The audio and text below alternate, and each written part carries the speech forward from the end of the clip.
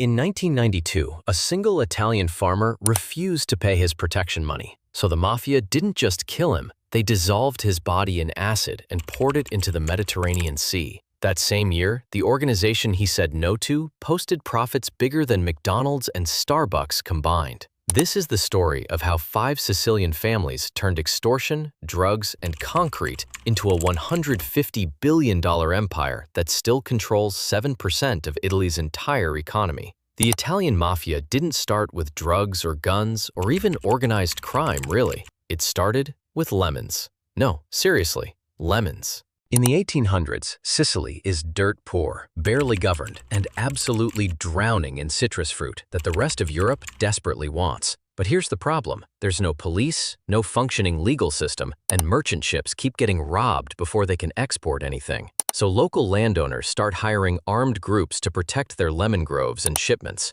These guys call themselves men of honor. Everyone else calls them mafiosi, which at the time just meant swagger or boldness in Sicilian dialect. And it works. The lemons get through. Money flows. But here's what nobody tells you about private security forces. Once you pay someone to protect you, they start to realize they can also threaten you. And suddenly, protection becomes indistinguishable from extortion. By the 1860s, Italy unifies under a single government. But Sicily? Sicily stays loyal to the mafia.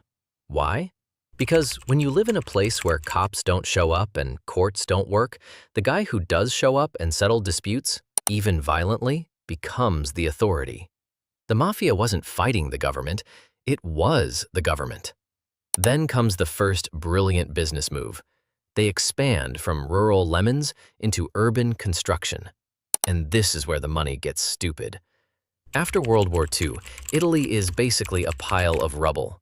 The government launches a massive rebuilding program, and guess who controls the construction industry in Sicily? Cosa Nostra, the Sicilian Mafia.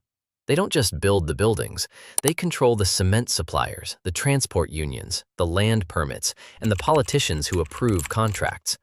Every single highway, hospital, and apartment block built in post-war Sicily has mafia fingerprints on it. One contractor later testified that in Palermo, you literally could not pour concrete without paying the mafia.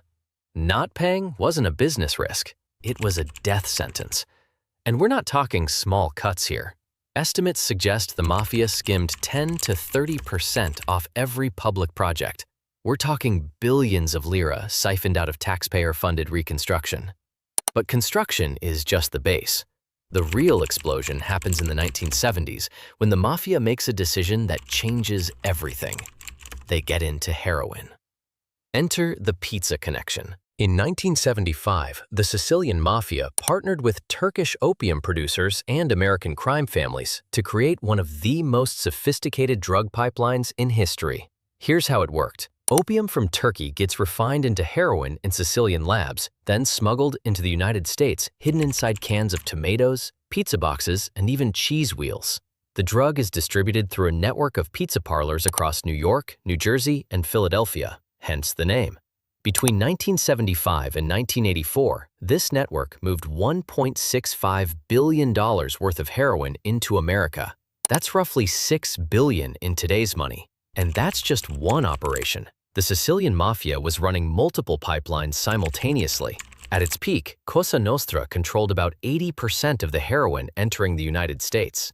One boss, Gaetano Badalamenti, was making so much money he allegedly stored cash in bathtubs because he ran out of closet space. Another, Tommaso Buscetta, later became a government informant and described suitcases full of American dollars being flown back to Sicily on commercial airlines, hidden in plain sight. This is when the mafia stops being a regional crime group and becomes a multinational corporation. But here's the thing about making billions illegally. You have to clean it, and the mafia got really good at that part. They pioneered money laundering techniques that are still used today. Shell companies in Switzerland, fake invoices for construction projects, real estate bought under false names, casinos, restaurants, and my personal favorite, the Vatican Bank. Yes, that Vatican. In the 1980s, Italian banker Roberto Calvi, nicknamed God's Banker because of his ties to the Vatican, helped the mafia launder hundreds of millions through the Vatican's financial system. When investigators started closing in, Calvi was found hanging under Blackfriars Bridge in London with bricks in his pockets and $15,000 in cash. The British ruled it suicide. Italian prosecutors later called it murder. Either way, the money stayed clean. By the 1990s, the Italian Mafia's estimated annual revenue was somewhere between $100 to $150 billion. To put that in perspective, that's more than the GDP of over 100 countries. If the Mafia was a country, it would have been richer than Hungary, richer than New Zealand, richer than half of Africa combined. So how does a criminal organization make that much money and still exist today? Simple. They diversified like a Fortune 500 company.